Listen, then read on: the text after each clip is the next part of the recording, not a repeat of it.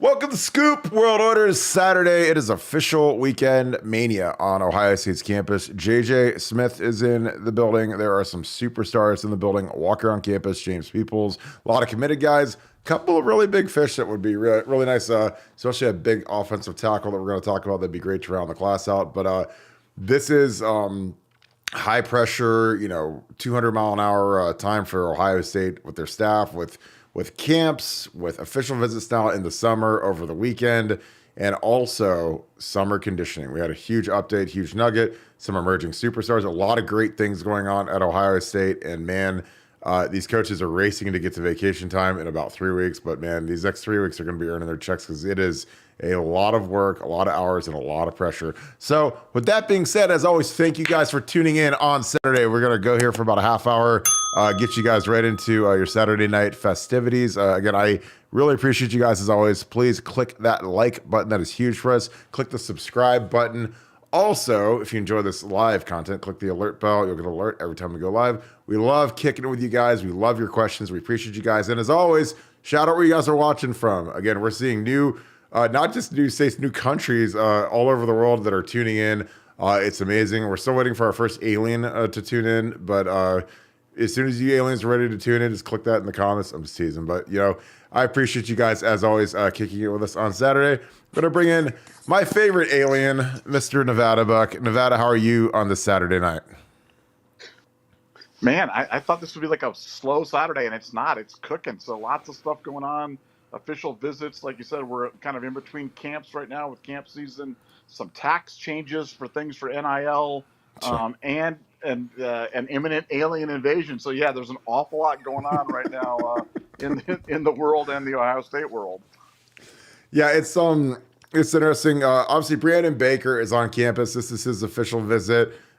He's a guy that would be a cornerstone gem to add to this class as a tackle prospect.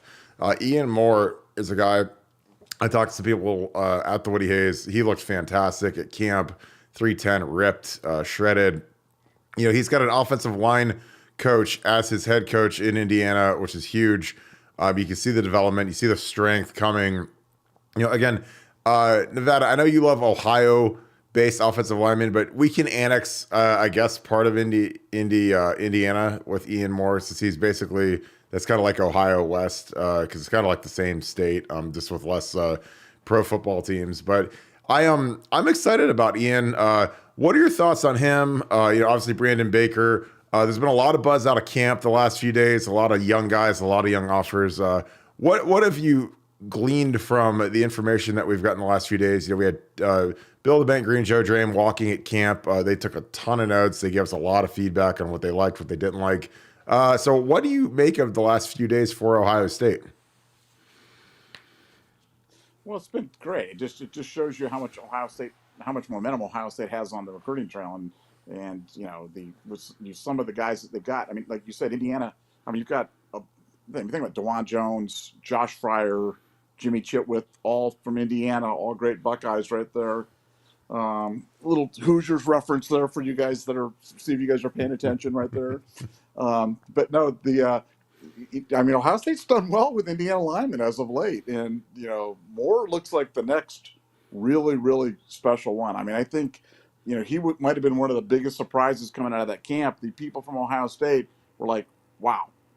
They were even impressed in terms of kind of the transformation in the young man. He's a guy that Rivals had as the number one offensive tackle in the country, and people were kind of laughing at that. We were kind of having a good time with that a little bit. And you know what? He might be. I mean, he looks that good. So Justin Fry's got himself a good one. It's from Ohio East, that is Indiana, and or Ohio West rather, and he looks like just a heck of a player. And for Ohio State right now, they've been feasting on the in-state linemen. Hey, we'll go to Indiana, we'll get the next good one, and Justin Fry looks like he's having himself a little bit of a mini run here on the offensive line, and that's good news for 2024 and beyond. Totally agree. I think that we've got a really a strong chance with this class. And again, like with the portal, we throw in Josh Simmons, a kid who's probably going to start for us this year, a kid that's looked fantastic. Again, really smart move by him to show up in fantastic shape. He lost weight. ready to run. Like there's nothing that makes me happier than when offensive linemen show up lighter than they were when we recruited them, because you come here in the summer, man, and they run you to death. So, if you're not ready to run and you're heavy and you're falling out of drills, then it's really really painful to be a part of. So I'm just glad he's light, he's in shape, he's ready to go. But yeah, these official visits in the summer. I mean, these guys are burning the candle at both ends, basically. These coaches, I mean, 'cause they got to do camps all week.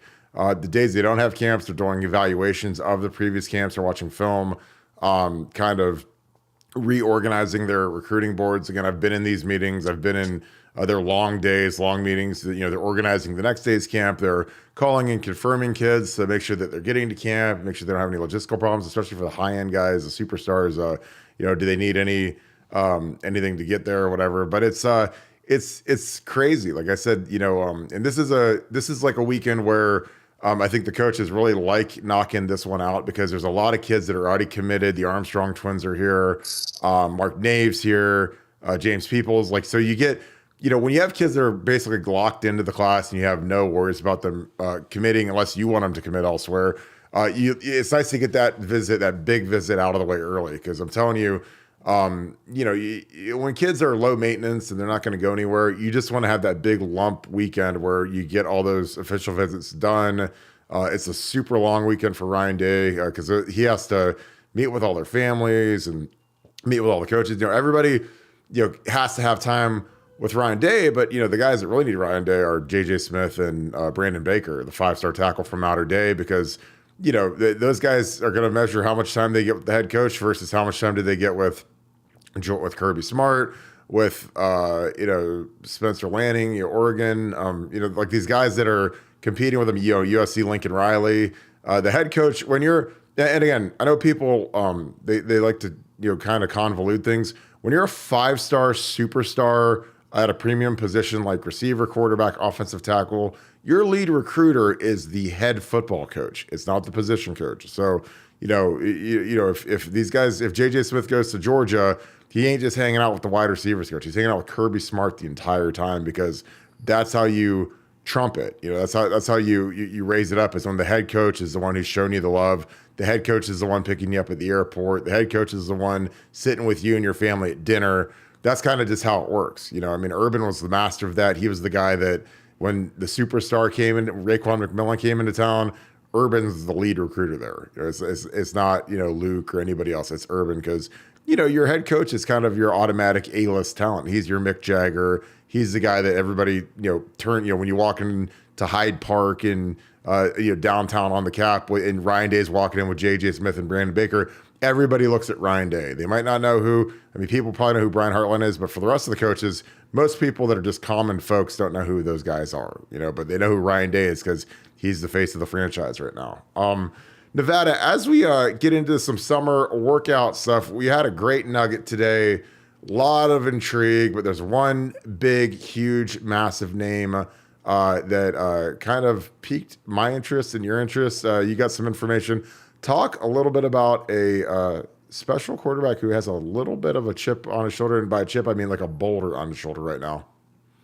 Well, again, I don't want to give away the nugget. You got to go to BuckeyeScoop.com. But I'd say that one of the quarterbacks is kind of emerging in training in a big way, and really making an impression on his teammates in a big way, and really was kind of a surprise. So, like I said, if you don't have a subscription to BuckeyeScoop.com, you need to get one, because I thought it was good. And people that have been reading these for a long time, look, you can read information, whether it be an update from a thing or from a source or whatever it is, and you can read when you're reading just stuff or when you're reading the real stuff.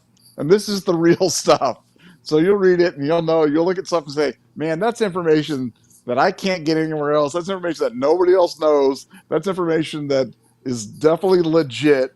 And it's on BuckeyeScoop.com today. But it's a real good nugget if you're interested in catching up on who's impressing the staff, who's impressing the other players, and who's really emerging as the team leaders, maybe even from out of nowhere.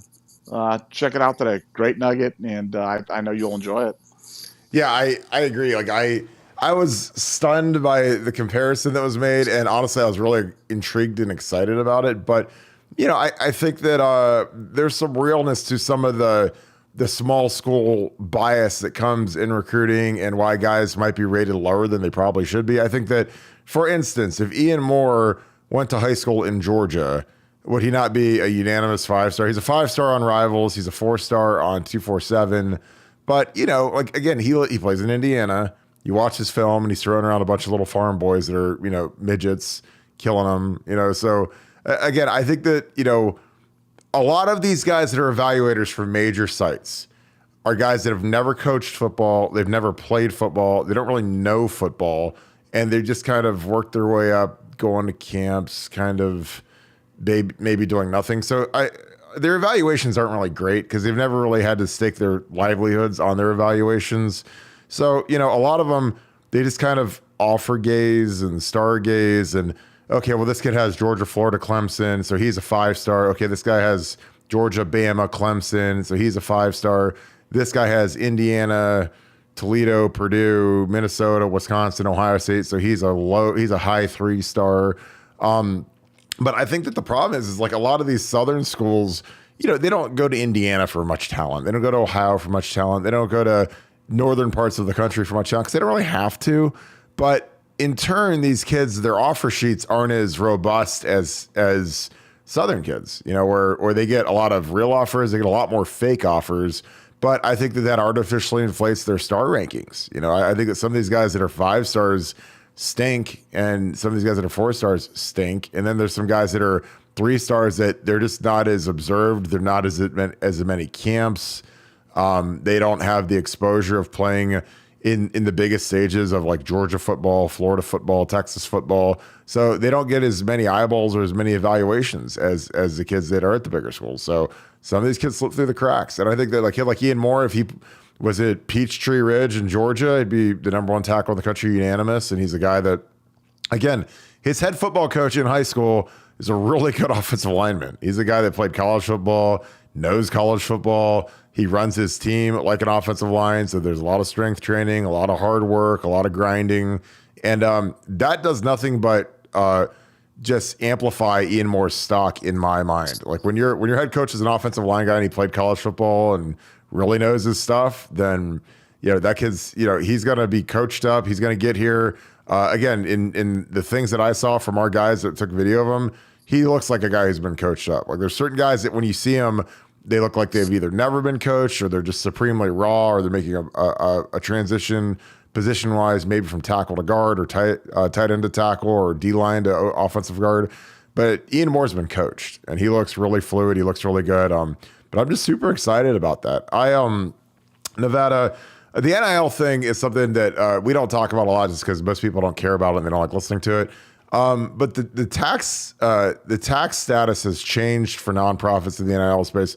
What do you make of that? The fact that you're no longer able to take a deduction for a donation to a 501c3 that is a foundation for NIL. How does that change the game? Should Ohio State fans care? What do you see happening, over the next 5, 6, 7, 8 months with this change? Well, I mean, again, that's, I want to make sure people understand exactly what they're talking about. If you make a donation to like NIL to support an NIL, you don't get a tax deduction anymore. That's a massive change. Before you donate $1,000, you're able to write 40% off the taxes, so it really only costs you $600. Now the IRS is saying, nope, those are not legitimate expenses. You donate $1,000, you get no tax deduction. So I think it's going to have a chilling impact on the amount of money going into these NIL foundations, and ultimately it's going to have a trickle down to the players. So, I think the only path for these foundations to run effectively is with some uber rich mega donor who's not concerned with tax status or tax donations. Example would be Oregon with Phil Knight, a guy who's a multi-billionaire who doesn't care, who's just putting money in there because he wants Oregon to be good, not looking for the deduction. But if you're clipping coupons and you're going to the individual, donors like a lot of the Ohio State foundations have, and hey, donate $1,000 and get cookies with Ryan Day, or donate $2,000 and get to sit in the jacuzzi at the WAC, that type of stuff. That stuff's going to be gone. So, like I said, we don't want to spend a lot of time on NIL, because I know I can tell by the number whenever we start talking about NIL, people start snoozing and turning off. But this was big. Losing the tax deduction for NIL donations, seismic change. Will be interesting to see how it shakes out and how it ultimately affects Ohio State. Yeah, I totally agree. It's going to be really interesting to see how it works out. We've got some guys that we might talk about. A kid named Albert Hill is a young kid out of Hoban, 2026. Got the offer. Again, a kid from Akron, that young, gets that Ohio State offer. Automatically, you think he's going to be a Buckeye. He will end up a Buckeye. And there's going to be another camp on Monday that'll be interesting to check out and see how this goes. Nevada, we got 4 camps left. The first camp seemed to go pretty well. But again, how important are these camps in your mind? Are they still as important as they used to be? I mean, I think that some big changes over the last 5-6 years, the head coach being able to go on the road, the advent of film being digital, where you can see these guys a lot easier. These kids are on YouTube. They have trainers. There's training facilities. So a lot more film of these kids now than there ever has been. How important is camp? Is it still important? I feel like for super young guys to get on the radar, it's very important. But for older guys, man, it's hard to find many hidden gems at this point. When you're going to be a junior or senior, these schools know who you are. And there might be a few that are on the razor's edge of getting that Ohio State offer that's coveted. But what do you make of camps now as we go forward with Ohio State? Well, I think my viewpoint's kind of moderated on this, and really moderated as a result of the first camp at Ohio State. I mean, Ohio State was asking some kids to come and asking them to see if they were going to compete and work out and try out, and making certain suggestions, and even some committed kids to refining their technique and things they needed to work on. So I think my answer might have been different a week ago. I would have said less important, looking for just hidden gems, maybe just solely important for the younger guys. But I think it's important for some of the older guys too. So Ohio State's treating these camps with a certain degree of seriousness, and for them, they're looking, how badly do you want to be part of this program? How badly are you willing to come and, take off the dress pants and put on the cleats and compete and go out there and size up against other people that are looking for your spot as well. So I think Ohio State's putting in, they're putting a lot of emphasis in it. And because Ohio State's putting a lot of emphasis in it, I'm certainly paying attention to that, because I think it's a little different, a little bit more important than even I thought it would be. Yeah, I totally agree. I think, some of these guys, and again, I've seen kids do this move before, where they show up to camp, we're expecting them to work out, they don't work out. And I know that leaves a massive negative taste in the mouth of the coaches. When we had a kid named Dennis Finley who ended up going to Michigan State, and he ended up being a bust. He ended up being a kid that never did anything. But he was a kid that we offered, and he was a kid that we wanted. I didn't like any part of his game. He was a good-looking kid, taller kid, but very low motor, didn't have that look that I thought where he'd be a productive college football player and a productive offensive lineman. He didn't have the mentality that I like in an offensive lineman, which is a workhorse, a grinder, a guy who's ready to go to war every day. Like, he was a guy that he showed up to camp, only had sandals, didn't even bring cleats. So he couldn't work out because he didn't have shoes. We offered to let him borrow cleats. He turned that down. And then, we went through, a full 2-a-day workout, me and, Ed Warner running the drills, and he just stood there. So, and again, like, when you're an Ohio State offer type guy, you should be wanting to step on the field and dominate, or at least compete for an offer or compete for a standing or whatever. But he wanted nothing. He turned it down. He wanted nothing to do with it. So again, like, is that everything? No. Like, if JJ Smith wants to pull that move, I'm good with it. If you're a kid who's a fringe guy, if Laramie Tunsil wants to do that move, I'm good with it. But when you're a fringe guy like Dennis was, like, that was a terrible move. And we really didn't recruit him after that day. Like, after he turned it down, we're just like, you know what? We're going to move on. We're good. Appreciate you. Good luck at Michigan State. We can't wait to play against you. And then he never really played. So, but I don't know. I think, you see some of these kids that think that they're, the cock of the walk, and they don't want to, they just want to walk around the field and look pretty and not actually compete, not work out, not do one-on-ones. It reeks of being scared.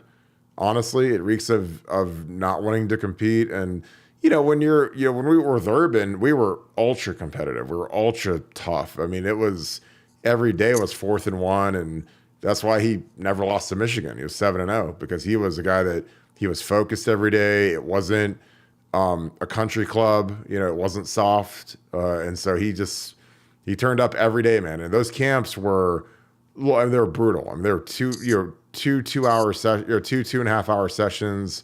Take a lunch in the middle, so it was basically a 2-day practice for these kids, and we worked them hard. I mean, those guys, they got after it pretty good, and those one-on-one sessions were tough and lively and brutal. And it was our guys with me and Ed Warner versus Mike Vrabel and Shane Bowen, and Mike's the head coach of the Titans. Al Shane's his DC, and so and again, it was always real competitive between us, because even though if they weren't our kids, because they're just high school kids, we still wanted our kids to win, and that was just part of the eval, and we were coaching them up after every rep, and it was good. But like I said, those camps are they're shrinking. Like, they're down to just one session now. That's like 2.5 hours, and they have everybody go at once. And again, I don't think you get nearly as good of an evaluation as when they previously did it, when they had the linemen go in the morning and then the skill guys go in the afternoon. But I think that they realized that the numbers are down and the talent levels are down at these camps. And frankly, you don't get the older kids like you used to here, unless they're kids that are right on the fringe of an offer, or kids that are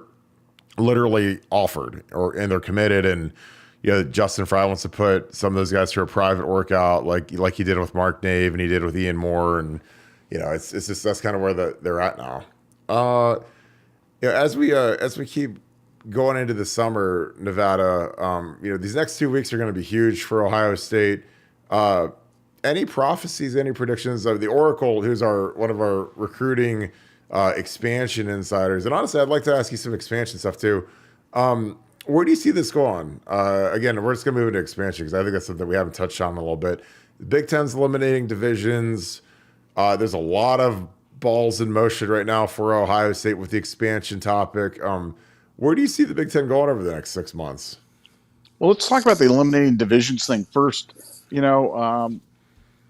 That's interesting. That's a really interesting thing because, the days of, Ohio State and Michigan battling out on one side and then Iowa and Illinois or whatever going on the other side are gone. It's going to be two best teams in the Big Ten, and you're potentially setting up scenarios where you're going to go Ohio State, Michigan, last game of the regular season, Ohio State, Michigan.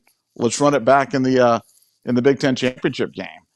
And that's never happened before, and that certainly is going to be interesting. I mean, potentially you could go Ohio State, Michigan in the regular season thing, Ohio State championship in the Big Ten championship game, and then Ohio State, Michigan in the playoff. You could go 3 consecutive weeks and play Michigan. So, I mean, look, college football is changing, and I think a lot of the changes are positive. I think a lot of the changes are. I mean, playoff time is going to be an extraordinary time to watch, football. Will it diminish the regular season? Is the $1 million question. I think this does diminish the game a bit. How much is yet to be seen. Will guys that are on the border health-wise sit a game like this out? You're already having guys sit out games, college football with injuries to save themselves for the NFL draft. With the expansion of the playoff, will they sit out more? I don't know, but look, it's going to be different. But I think a change like this only benefits Ohio State because whereas before, we had to win one side, now we just have to be one of the top 2 teams in the Big Ten to advance to the championship game, and I think that made our path that much easier, and I don't see anything wrong with that. It's just say it. I mean, we're going to play Michigan 3 times in the next 10 years at some point because they're going to play us in the last game of the season, Big Ten championship, and as they expand these playoffs, I mean, we're going to run into Michigan at some point. It's going to be they're going to get a good team. We're going to get a good team. They're going to burn through the TCUs and the whatevers, and then we're going to see them again. So that'll be obviously a seismic shift in the meaning of the game. I think the game will be much more meaningless as you start playing them twice because, I mean, how many years has Ohio State and Michigan been the top two teams in the Big Ten? Like in my lifetime, it's probably been at least half the years. Where it's like we beat them to go to the Big Ten championship or we lose them and they go to the Big Ten championship. Well, now it's like, if we're both undefeated and if the tiebreakers work out and there's not another one-loss team in the Big Ten, we're going to see them again in Indy the next week. So again, I think it's, I'm all for more playoffs. I'm all for more whatever, but eventually, I mean, it's not going to look anything like college football. It's going to turn into the NFL.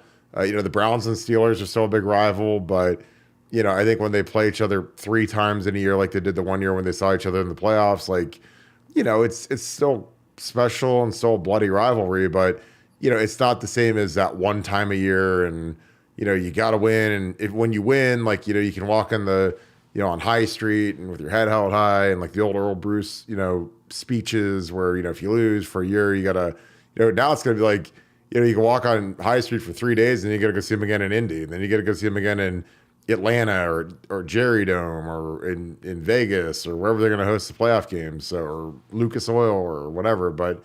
Yeah, it's gonna be interesting because like I thought about us playing them twice. I hadn't thought about us playing 3 times, but after you said that, that's absolutely gonna happen at some point because if you're again, who runs the world? Money.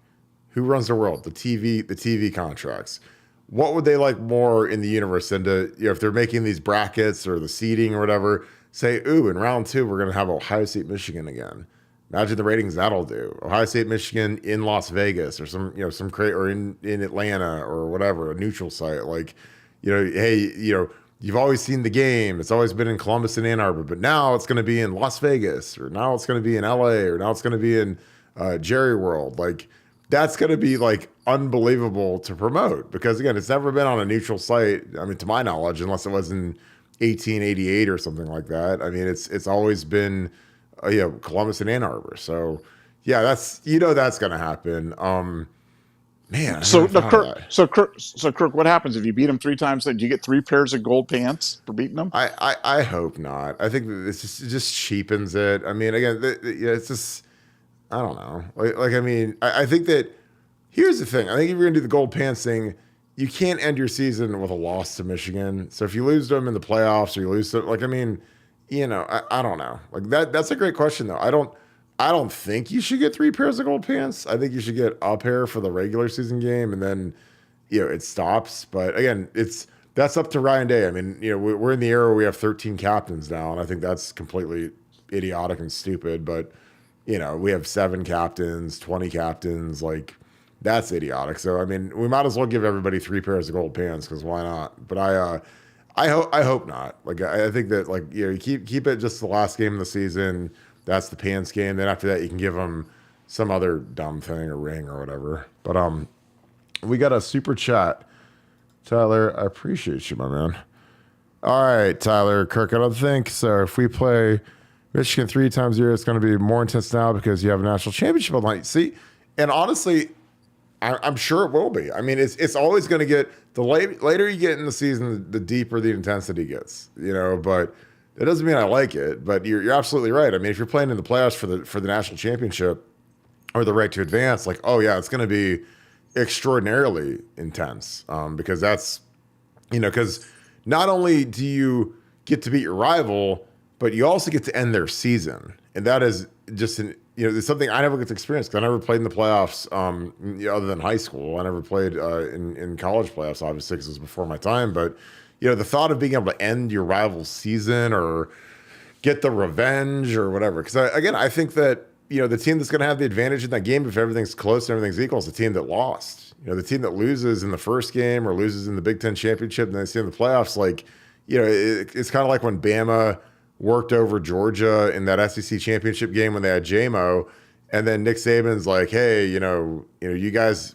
gave us all that, there's all that rat poison that you fed Georgia, and they all died, and we beat them. And then, a month later, Kirby Smart changes everything and whoops Bama. And obviously JMO tore his ACL, which obviously was a massive help for them. But, like that's going to be the intriguing thing about the playoffs. Is like the thing about the playoffs and expanding the playoffs is it's not there's just going to be more football for us to watch that we care about. Because right now, with the current product, outside of the playoffs, like those other bowl games are just fodder. They're just like appetizers, I guess. They're not the main course. But when you've got six, a round of 8 to 12 to 16 or whatever it goes to, I watch every NFL playoff game. I love watching NFL playoffs, and college football playoffs is kind of going to be the same thing because you're going to be scouting ahead to say, oh, well, how's Utah look this year? We played them a few years ago. How's US, or how's a team that maybe you're not as familiar with because they're not in the Big Ten or they're not in the SEC and you don't pay attention to them as much. Like, how do they look? But no, I think that the intensity is going to ramp up because it'll be later in the season. And,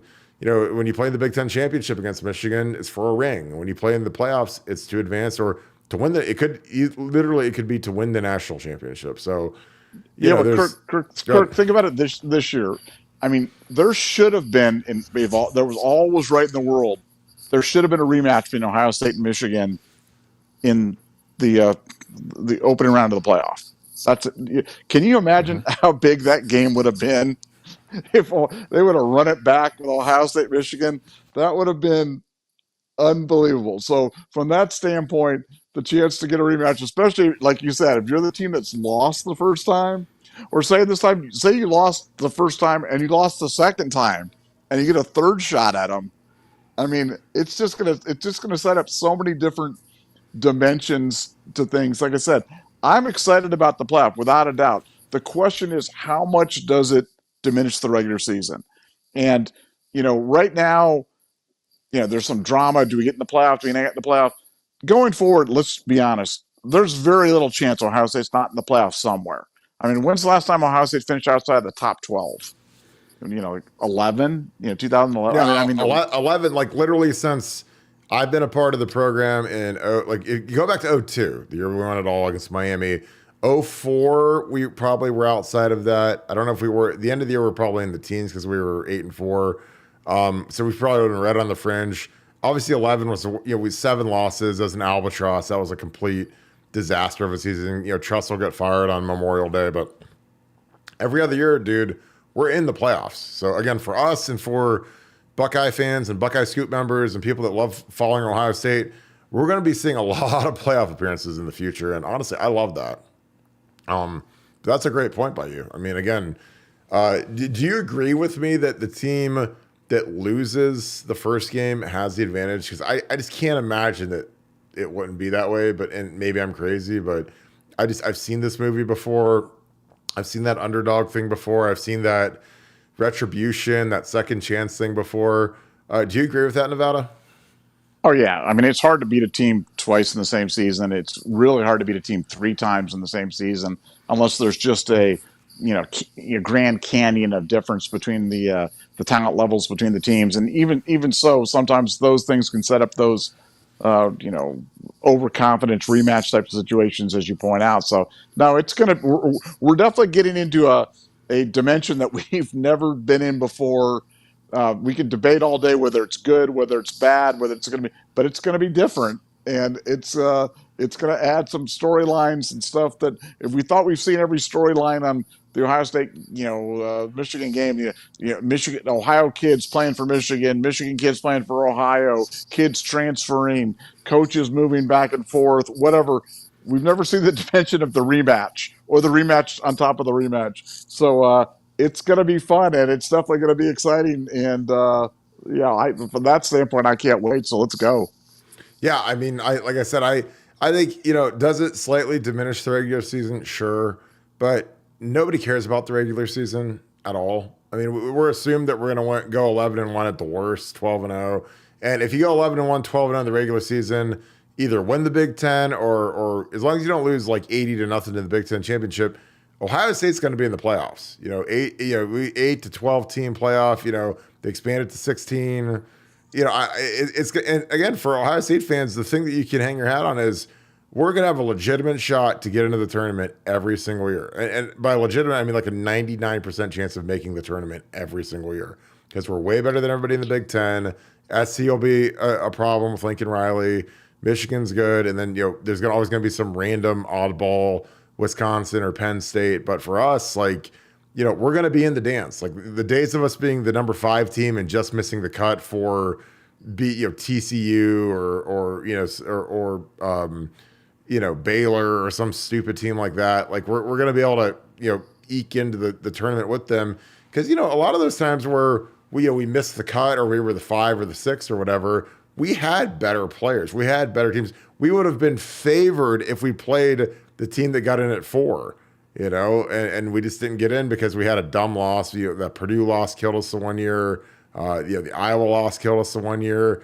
If we're in an 8-team playoff or a 12-team playoff or a 16-team playoff, we're getting into the dance. And once you get in, man, it just takes the team getting hot and staying healthy. And it's like with Urban. Like with Urban in 14, man, it was just masterful. He beats that Bama team, by the skin of our teeth, and then.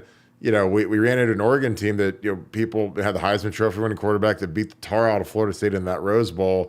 And we just buzzsawed them because we were the hot team and the motivated team. And, again, this is where, Ryan Day's going to have to, start paying attention to what Urban used to do in terms of motivating his guys and getting his guys to peak at the right time, because that's something that Urban was just a master at. That's why he won 3 national titles. That's why he dominated the SEC.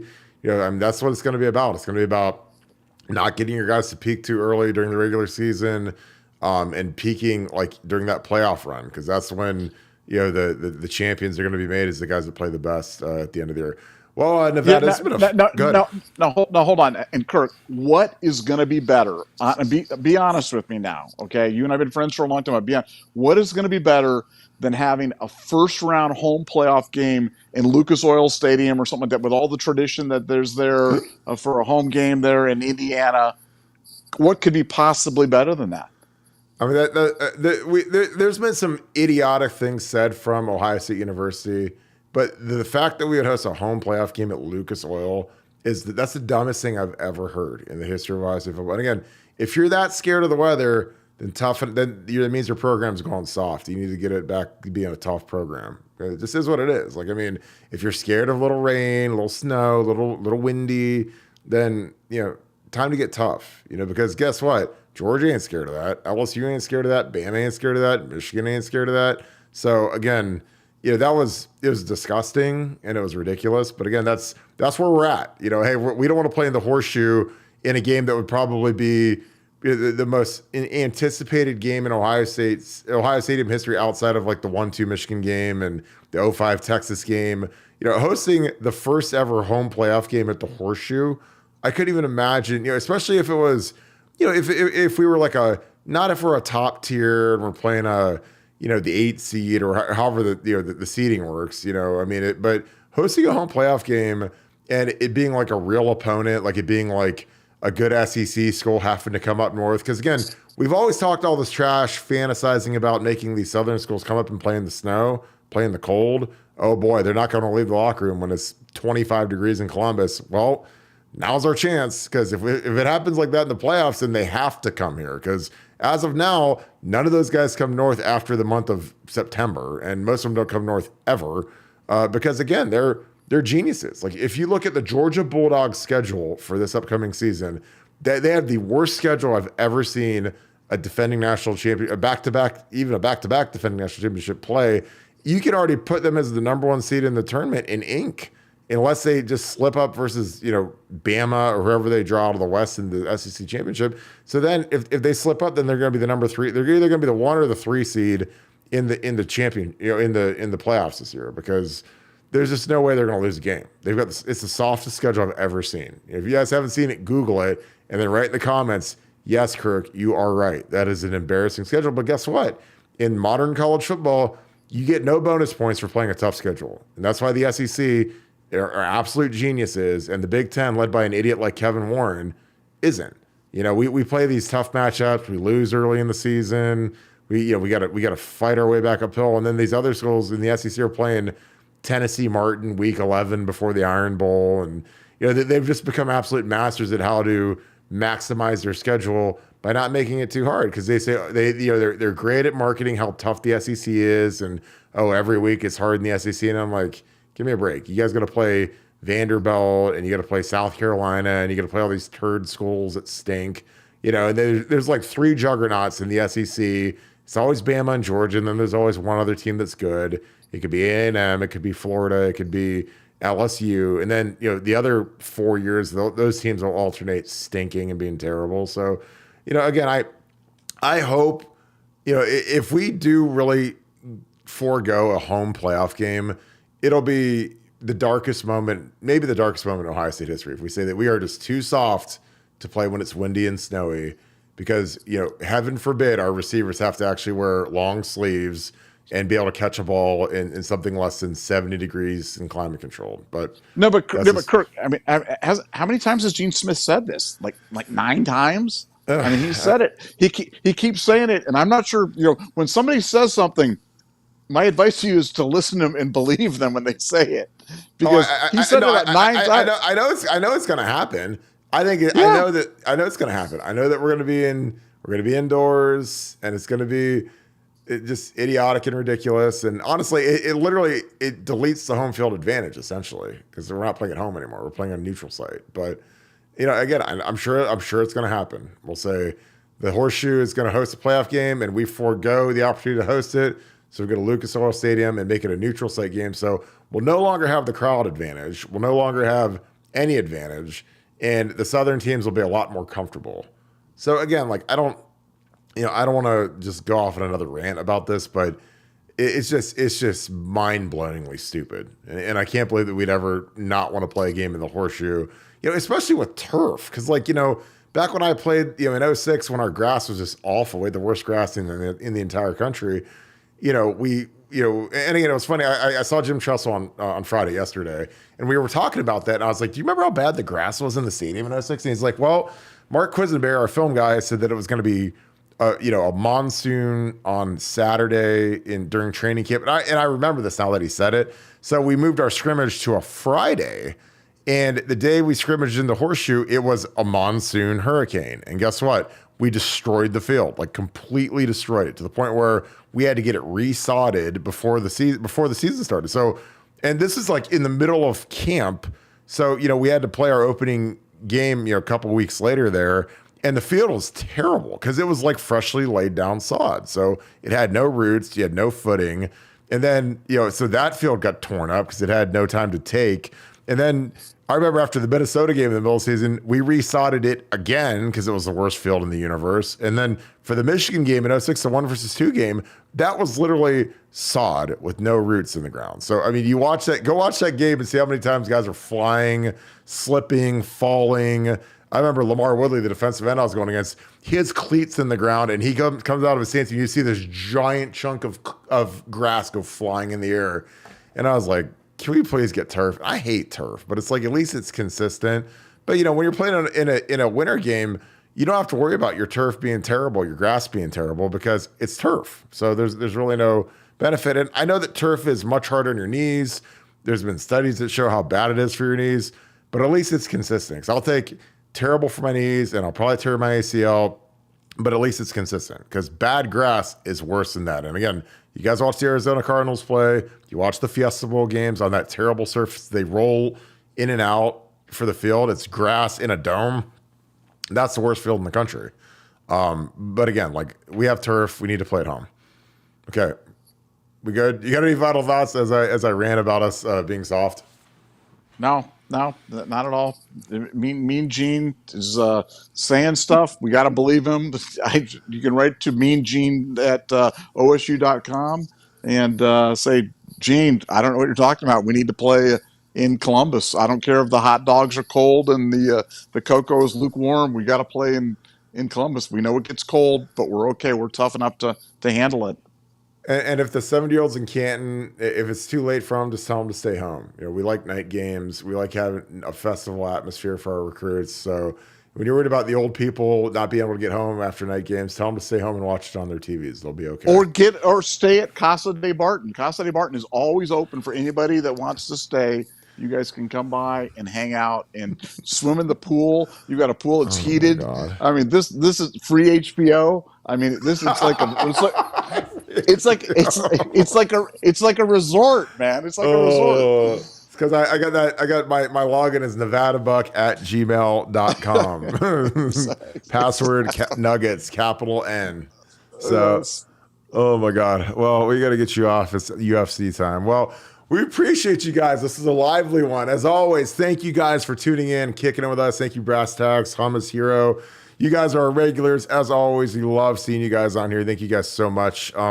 Again, fantastic show. A lot of personality, a lot of grit. That's what we bring, boy, and we love it, and we appreciate you guys. So that being said, if you enjoy this content, please leave us a like. Click subscribe. Also, let me know where you guys are watching from. Shout out where you're from in the comments. Always do that. I saw some Texas in the house. Saw Kentucky. I see people from all over the place in this chat. So thank you guys. As always, we appreciate you guys so much. If you guys love this stuff, if you guys are the biggest and the best Ohio State fans, you need to subscribe to BuckeyesCoop.com. Father's Day is coming. If your wife, your mom, your baby mama, your daughter, your kid, whoever is asking, Dad, what do you want? Say, I want to join BuckeyesCoop.com, the number one community for Ohio State fans. It is a blast. We are on there all the time. We're about to be watching UFC tonight. We watch the NBA together, watch the NHL together, game threads, camp threads, Build a Bank Green recruiting coverage, the Oracle expansion coverage. Our inside team information is the best in the business, and we're killing it. So we're the site that everybody else likes to read to get their information. So hope you guys have a great rest of your day. We appreciate you guys as always. I hope you guys have a great weekend, and I hope you guys are enjoying this content. So thank you guys so much. Thank you so much, Buckeye Nation. Thank you, Scoop family. I will talk to you guys soon. Go Bucks.